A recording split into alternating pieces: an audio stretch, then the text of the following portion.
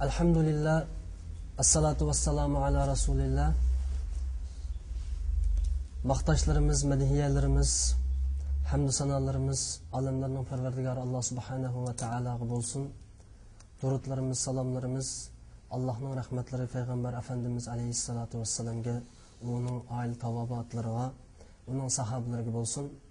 Esselamu aleyküm ve rahmetullahi ve berekatuhu. Hürmetlik Uygur Müslüman kırındaşlar, Uygur TV'sininki dini programmalar seyipsi kelgen oladın Allah suyunsun. Biz ötken kıtımlık programmalarımızda İslam'ınki 5 asası prensiplerden Ramazan ve zakat doğrusunda toxtılıp ötken edik.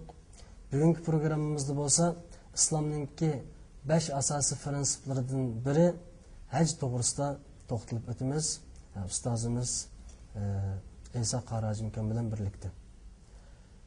Hemmeylenge ma'lum ki Müslüman İslam'daki bu 5 asas prensipni icra qilish bilan amaliyotda badani ve qalbi bilan icra qilish bilan andin kamil musulmon bo'la oladi.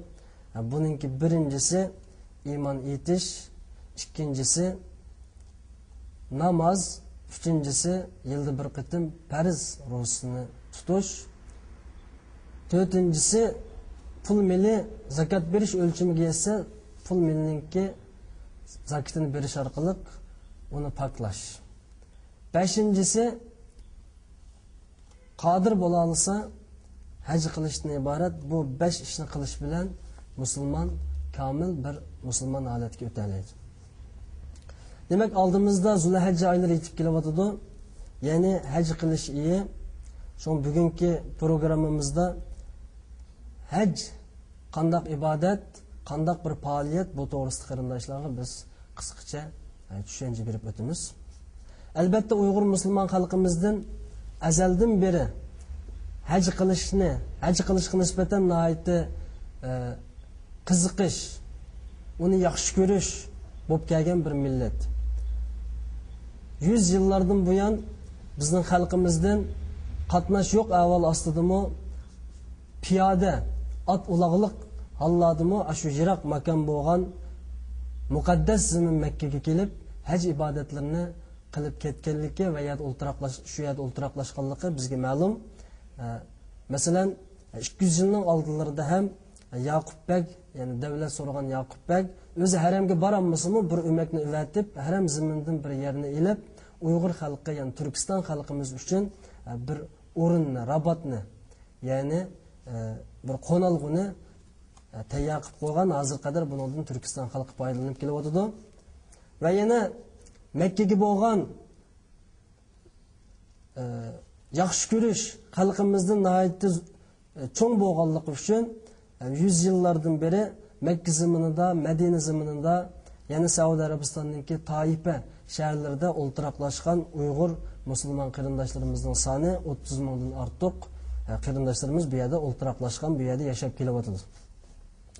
Demak, xalqimiz islomning 5 asosiy prinsiplaridan biri bo'lgan haj ibodatini nihoyat suyib kelgan, Makka haramga, Baytullohga qiziqishi nihoyat zo'r, buyuk bo'lgan bir millat.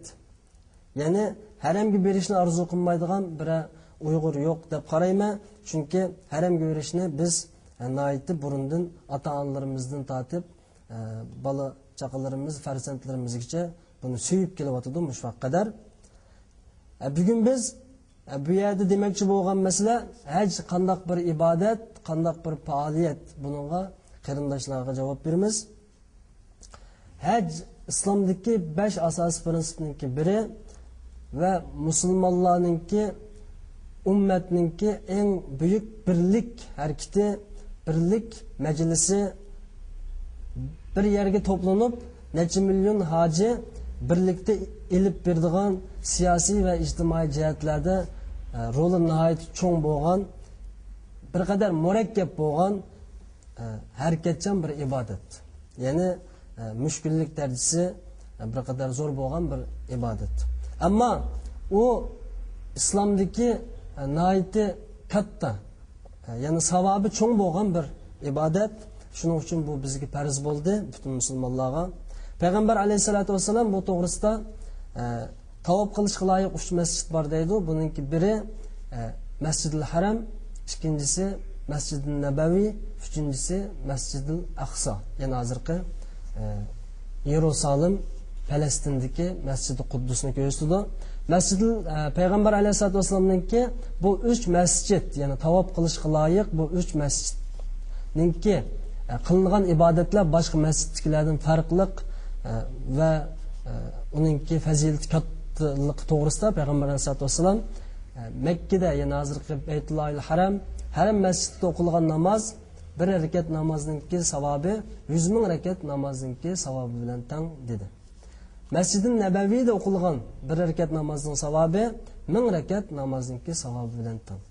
Masjidil Aqsoda hozirgi Falastindagi ya'ni ishg'oliyat zimini ostidagi bu masjidda o'qilgan bir rakat namoz 500 rakat namozningki savobi bilan teng bo'ldi.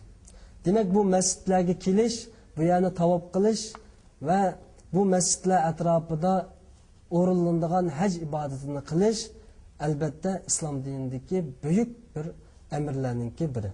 Hamda haj ikki xil.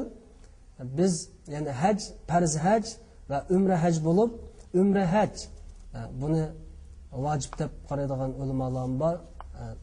Normal sunnat va nafl qatorida hisoblanadi. Uni xohlagan vaqtida har qanday bir musulmon Makkaga kelib, ihromga kirib, bu yerda bir umrini xohlagan yilningki har qaysi kunlarda buni ado qilsa bo'ldi. Umra.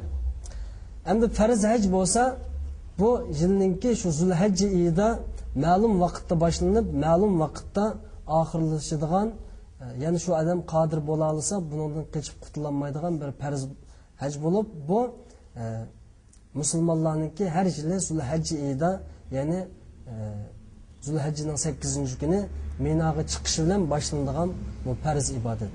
So'ng Alloh subhanahu va taolo va taqaddas Qur'oni Karimda haj borasida, haj ibodati, haj qilish to'g'risida nurg'unlagan oyatlarni keltirdi. Buning uchun men hozir bir qancha hajning farzligi, fazilati va hajga munosabatli bo'lgan bir qancha oyatlarni qarindoshlarga tilovat qilib o'taman. Uningki ma'nolaridan Isa Qarajimkam bizni xabardor qiladi inshaalloh. Assalomu alaykum va rahmatullohi va barakatuh. Alloh rozi bo'lsin-ki, tuvanda biz hajga munosabatli bo'lgan bir qancha oyatlarni tilovat o'tdik. Tuvanda Isa Qarajimkam haj to'g'risida kelgan bu oyatlardan bizni ma'nolaridan bizni xabardor qildi. Assalomu alaykum va rahmatullohi va barakatuh. Alhamdulillahi robbil alamin. Wassalatu wassalamu ala rasulina Muhammadin va ala alihi va sahbihi ajma'in. Amma ba'd. Hurmatli Sharq Turkistonlik qarindoshlar, biz yuqorida deb o'tganimizdek haj islom dinimizning 5 farzlarining birisi. Yuqorida Husayn Qarajim o'qib o'tib ketgan oyatlardan 2 oyat to'g'risida azroq to'xtalib o'taman. Bu oyatningki ma'nolari to'g'risida xalqimizga tushuncha berman.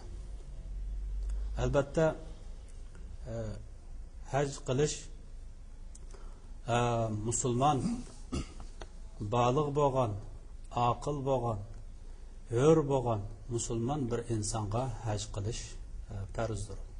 Bu to'g'rida Alloh tabarak va taolo Qur'oni Karimda "Valillahi alan-nasi hajjul bayti man istata'a ilayhi sabila" deydi. Bu oyatning ma'nosi Alloh uchun insonlarning ustiga, musulmonlarning ustiga Baytullohni haj qilish farz bo'ldi